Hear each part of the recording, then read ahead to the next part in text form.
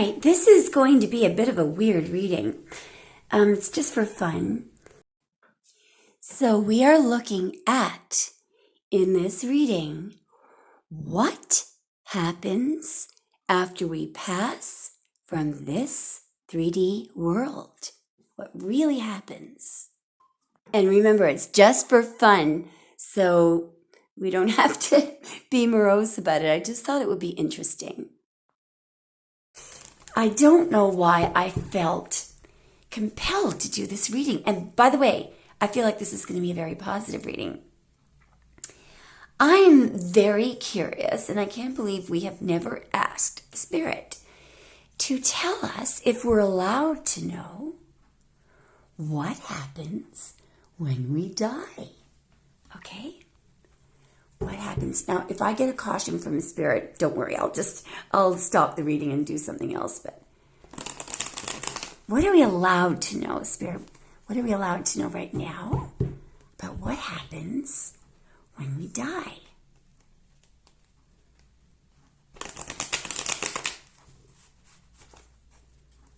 Okay, in 3, please. Why is Spirit saying in 2? Okay, there's 2. Okay, here we go. What happens when we die? What happens when we die? Well, so first of all, I feel like there's a message here about how there is no material, nothing material. The Page of Pentacles is, all about something that it actually is matter. It's energy that takes up space. In the 2 of Swords, the original name of that card is Lord of Peace Restored. So it's all about peace and relying on your inner vision. It also, implies the subconscious mind being relied on, the inner vision of the subconscious really developing and merging with the conscious. But it's a very peaceful card. Now, it's also sort of an intermediate, you're not fully somewhere. It looks like there is some kind of a choice that has to be made. All right, so let's keep going. All right, show me more, please. What happens when we die? What happens? What are we allowed to know? Okay, there's 3 coming out. Wow. Oh gosh, I hope I can. Do you remember when I said maybe 2 or 3 readings ago that I believe that one of the things that happens is that we get to do a little life review, and that I said something about you don't need to worry if you've done bad things. It's, people sometimes dread this, but I said that I believe it's rather uplifting. Well, I believe that that's what we're seeing here. There's an incredible feeling of emotional happiness here, of euphoria. This is something that we rarely feel in this lifetime. Hopefully, hopefully most of you are happy often, but I can't remember the last time I felt really, really, really super happy. This is total emotional fulfillment. Everything is good there. It's a feeling of peace. How do you describe this? It's a feeling of, it's uplifting, refreshing. Let's say, okay, I'm going to use the 3D now. I'm going to be very materialistic to try to describe this. Imagine if you got a phone call and you found out that you won a brand new car, or that, you won $10,000 or something. That, you can imagine what that, oh, great. Or if something that you were dreading gets canceled, or, what I'm talking about, that there, so you know what this is like. Well, this is, that times, 1,000. It's just unbelievable. So what's also interesting here is, so this is judgment. We've got 20 there, but it's a Roman numeral 10, 10. We've got another 10 there. And as Waite always said, 10s are 1s and 0s and are related to rebirths. The 10 of Cups often has to do with coming together with family and extended family communities. So obviously this could be, unifying with your ancestors. That's Archangel Gabriel, blowing the horn of the esoteric, hearing the calling. It's, these, it's funny because we are asking what happens after you die. This is a human being raised from the dead. This is euphoria. So it looks a heck of a lot better than where we are now, doesn't it?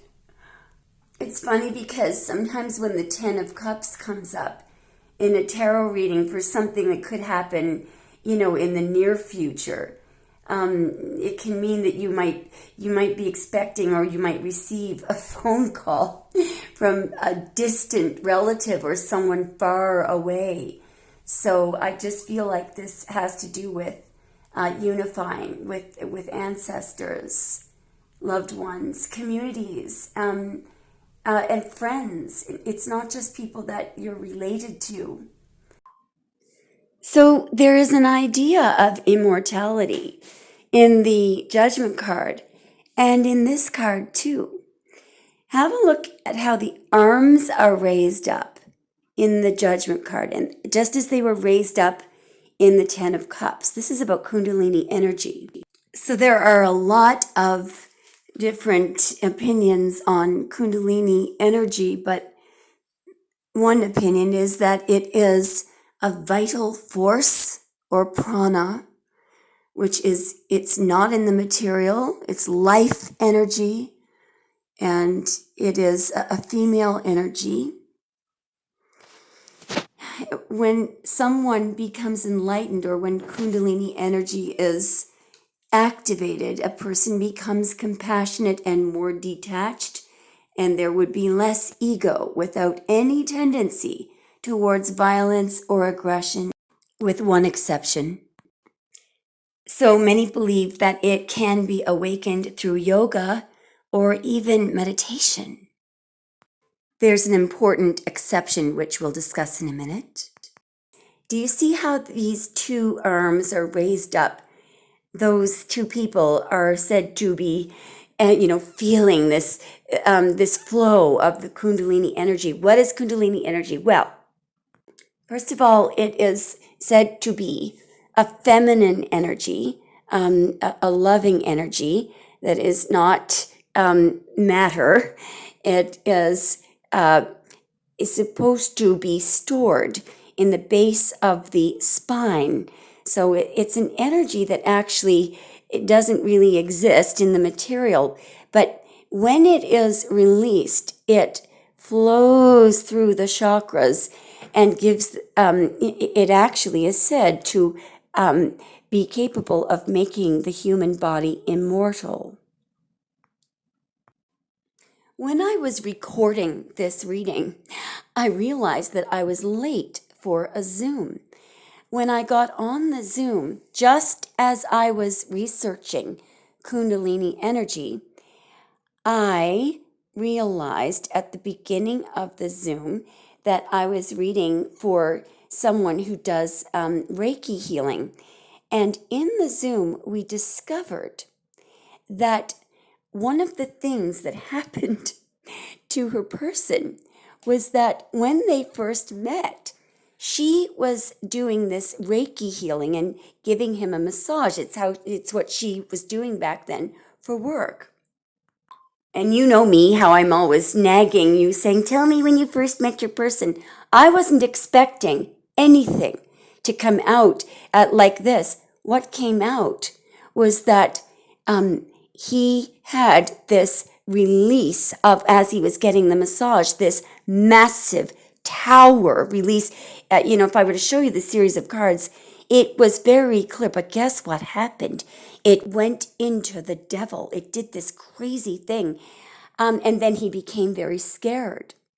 And that is why they say, sometimes it is so powerful and so potent. Now, she is a very, very skilled at healing people. She's got healing hands. And so, of course, this was something. I don't think this person had ever felt, this kind of powerful love before. And so, of course, this is why they say, and I later looked it up, sure enough, it can, if a body and a person in there, they're not prepared spiritually for this, it can be very scary. Okay, Aquarius, sorry about that. I had to take a very long break to do the live show. So this is the end of part 1. Please stand by for part 2, which will be posted shortly.